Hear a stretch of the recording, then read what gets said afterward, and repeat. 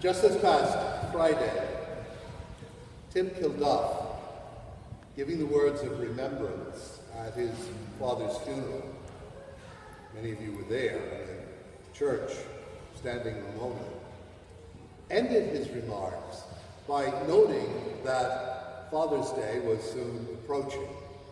And he said, after speaking about the wonderful relationship that he had with his dad and the impact that his father had on this whole community, said, for those of you in a few days when it's Father's Day, still have your fathers living with you, give them an extra hug. I pass that on for two reasons. One, because that's what Tim asked us to do, and I share that request with you. But secondly, because I think that what he was getting at also says something about why we celebrate this liturgical feast today of the body and blood of Christ. Because just as Father's Day is an opportunity to look at more clearly and deeply the love that we have for our fathers and that our fathers have for us, so this liturgical feast is an opportunity to look at more clearly and deeply what it is that we do every week. Of course, one might say, well, we already celebrated Holy Thursday. Isn't that when we remember Jesus' gift of the Eucharist? And of course it is.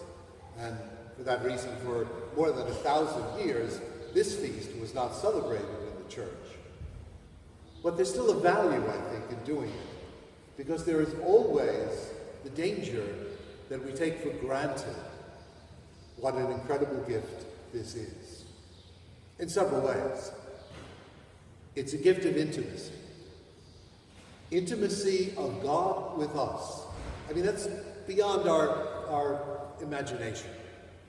That we are loved so deeply that God wants to embrace us into the very divine life. That Jesus becomes physically one with us so that we can spiritually, emotionally become one with him. That's an intimacy that's deeper than the intimacy of lovers. It's deeper than the intimacy of parents and children. It's deeper than the intimacy of friends. It's an incredible intimacy that we are invited into at his table. But a second thing that becomes part of this is that that intimacy is possible because Jesus gave his life for us. This is not some sort of magic thing where the Holy Spirit changes bread and wine into body and blood. Jesus offered up his body and blood on the cross, and in rising from the dead now becomes present to us in bread and wine as we are united in intimacy with him. Again, what an incredible gift of love. And there's a third aspect to it that I would suggest. And that is because we become one with him in this sacrament, we become one with one another. Perfectly no. We will still have our differences. We will still have the positive ways in which each one of us is different. And we will still have our negative differences and arguments and disagreements with one another. That's part of life. And yet, in all of that, we are one body because we are one in him. And we are given one mission to bring his reconciliation, his love, his goodness into our world.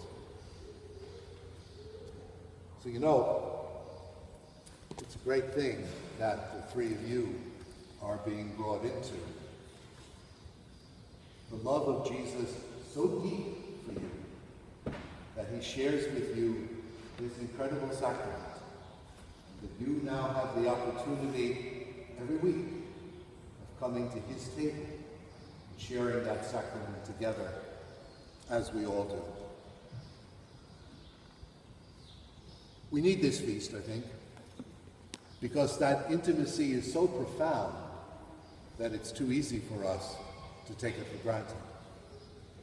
And yet it is an intimacy that is so real that it can really, little by little, change our hearts and empower us to change our world.